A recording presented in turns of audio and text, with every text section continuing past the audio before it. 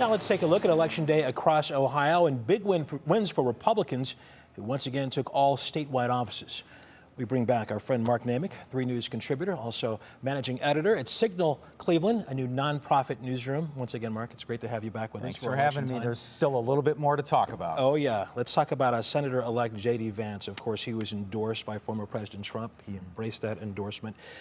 Based on that, can we read anything into what Vance will be like as a United States Senator? It's a great question because we have to see. He has to decide who he wants to be. Does he want to be more of a pragmatist like Rob Portman, who really played really practical issues for Ohio, got along with the Democratic Senator Sherrod Brown? Does J.D. Vance begin to distance himself from former President Donald Trump, who endorsed him, and whom J.D. Vance began to pull away from as we headed towards that general election? So a lot of that will decide on that. Looming large, whether or not, is, of course, whether he decides to run again, former President Trump. Right. But it's not all good in Trump land, because we saw some real key races here where Democrats won over Trump-endorsed candidates. I think the former president said next Tuesday he's going to make some sort of announcement, Yeah. so we'll see about that.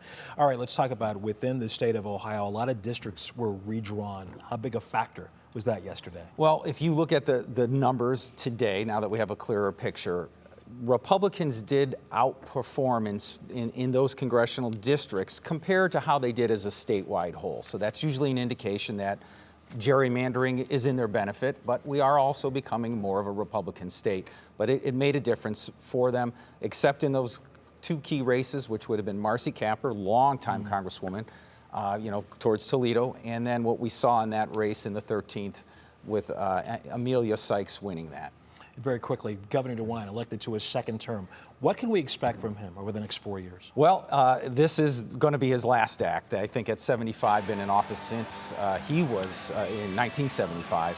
I think his first term was consumed by a lot with COVID handling. Now he can focus on business. If he chooses to take on controversial issues like maybe gun control, now he doesn't have to worry about getting outflanked by, the further right party. He can just be Governor DeWine, who, by the way, in his first term was liked by more Democrats than Republicans during that COVID period. Wow, that is interesting. Okay, Mark Naymik, as always, thanks a lot. Thanks, Russ.